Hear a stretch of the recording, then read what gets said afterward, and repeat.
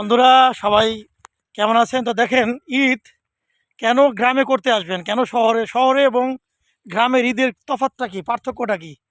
এই যে গ্রামে আসছি ঈদে বেড়ানোর জন্য, দেখেন এই যে ক্ষেত খামারি, এই যে ক্ষেত খামারি দেখে, সবুজ প্রকৃতি দেখে মানে খুবই ভালো লাগে, ঈদের আনন্দটা আরও বেড়ে যায়। এরকম গ্রামে ঈদ করতে এসে কেন মানুষ গ্রামে যায় ঈদ করার জন্য, নারীর টানে বলি আর বাড়ির টানে বলি।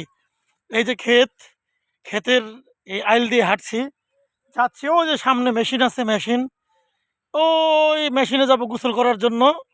অলরেডি ওই যে ছোট ছোট বাচ্চারা পৌঁছে গেছে এখানে, আমিও যাচ্ছি, আমার সাথে জানাতি আছে, জানাতিও গোসল করবে আজকে মেশিনে। আর শহরে দেখেন, শহরে ইট পাথরের শহরে একমাত্র পিচ ঢালাই রাস্তায় হাঁটা ছাড়া, পার্ক ছাড়া কোনো কোনো কিছুই কিন্তু। আর এই যে খোলা হাওয়া, এই যে বাতাস লাগতেছে, দেখেন ধান খেতে কি সুন্দর বাতাস, এই যে বাতাস। এখানে এসে যদি বিদ্যুৎ যদি নাও থাকে গ্রামে, তা এরকম খোলা জায়গায় এসে দিনে বসে থাকলে আর কি লাগে।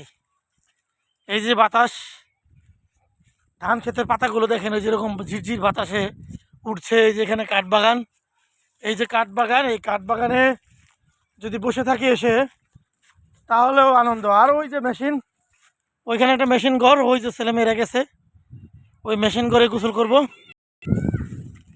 চালু আছে, মেশিন চালু আছে, এই মেশিন চালু আছে।